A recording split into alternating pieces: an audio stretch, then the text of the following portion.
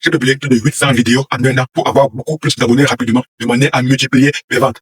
Mais malheureusement, un an plus tard, je me suis rendu compte que j'étais dans l'erreur parce que mes ventes n'ont pas décollé. C'est alors là que je me suis fait la réflexion, notamment en engrangeant de l'expérience après avoir lu plusieurs livres business et plusieurs livres marketing et également après avoir regardé énormément de vidéos marketing et business. Je me suis rendu compte que le plus important n'est pas d'avoir énormément d'abonnés, qu'il n'y a pas une corrélation directe entre le nombre d'abonnés et le nombre de ventes. Là, je suis pas en train de dire qu'avoir des abonnés est complètement inutile. Non. Parce que là, je vois déjà comment vous allez être frappé par ça. Non, non. Je suis juste en train de dire qu'il n'y a pas une corrélation directe. C'est, les abonnés, c'est important, mais ce n'est pas le métrique, ce n'est pas l'indicateur le plus important pour générer des ventes. Parce que j'ai lu plusieurs livres marketing, notamment des livres de Dan Kennedy, et même tous les livres marketing s'accordent à dire que dans le business, et particulièrement dans le marketing, bien que le marketing soit une filiale ou bien une notion très très importante du business, tous les auteurs des livres business et marketing que j'ai lus et dans toutes les vidéos business que j'ai regardées, tout le monde s'accorde à dire que l'élément le plus important, c'est tout simplement ton client. En réalité, le business, c'est tout simplement de l'échange avec des clients, avec des personnes.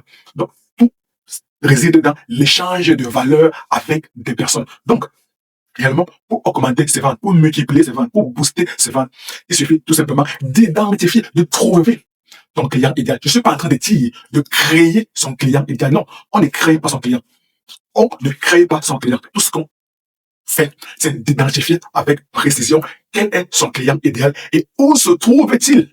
Et par la suite, lui apporter un message convaincant pour lui montrer que nous avons bel et bien identifié son problème et que nous pouvons lui offrir une solution à son problème. Et c'est ce que Dan Kennedy, à travers plusieurs livres qu'il a écrits, il a évoqué le concept du triangle marketing. Le market, média, and message.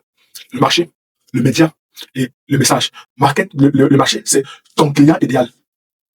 Donc, tu dois identifier avec précision ton client idéal. Cette identification du client idéal, c'est ça la base du marketing. C'est le fondement, c'est la fondation du business. Parce que tout ce qu'on fera par la suite découlera de cette identification du client idéal. Donc ça, c'est un travail tellement important, un travail primordial. Et c'est un travail que malheureusement, j'ai négligé depuis 3 ans. Parce que je suis sur YouTube depuis 3 ans. Et malheureusement, lorsqu'on me parlait d'identifier son spectateur idéal, moi je mettais cela comme un élément secondaire. Je me disais que bon, c'est pas la peine. Il suffit juste de créer des vidéos et ensuite l'algorithme va propager la vidéo. Et en priant, tu vas finir par avoir des vues. Non, mon ami, il faut faire les choses de manière intentionnelle. Donc, premier élément du triangle marketing, le marché, la définition de son client idéal.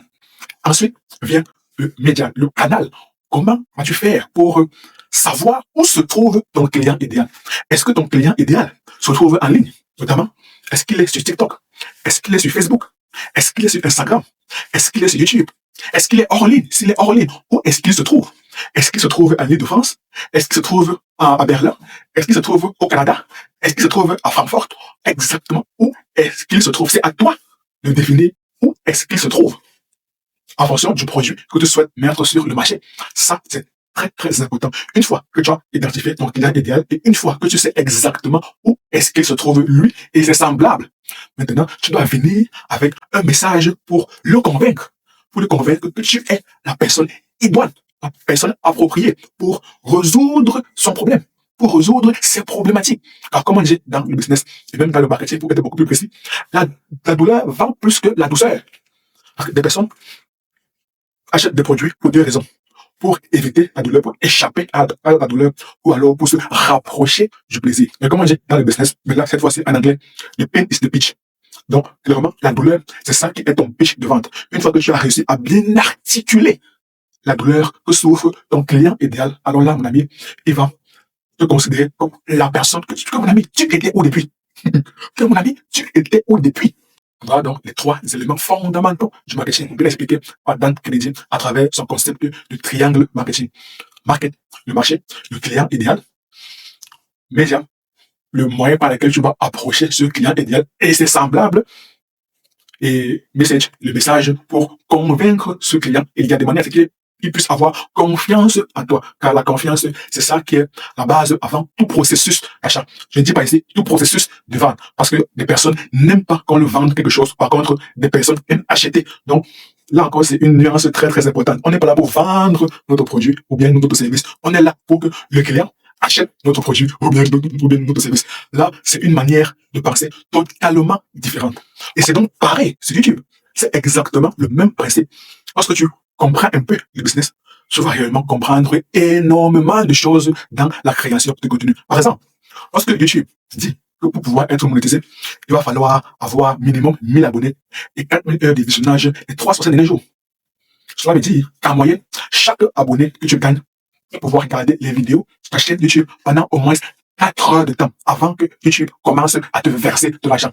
Alors tout simplement, cela veut dire que tu dois avoir une base d'abonnés qui soient réellement intéressés par ce que tu racontes dans tes vidéos. Et si tu réussis à remplir ces conditions, alors là, c'est comme si tu avais déjà identifié 1000 personnes qui étaient des spectateurs idéaux. Si on va dans le monde du business, c'est comme si tu avais identifié 1000 clients idéaux. Et c'est là que tu réussis à gagner de l'argent. Même chose sur YouTube. Lorsque tu réussis à identifier 1000 personnes qui ont regardé tes vidéos pendant minimum 4000 heures de temps, alors là, YouTube est à mesure de te verser de l'argent. Alors là, tu es à mesure de gagner de l'argent. C'est pareil pour TikTok. Parce que TikTok dit que pour pouvoir être monétisé, tu dois avoir au minimum 10 000 abonnés et faire des vidéos de minimum 1 minute pour pouvoir recevoir de l'argent de la part de TikTok.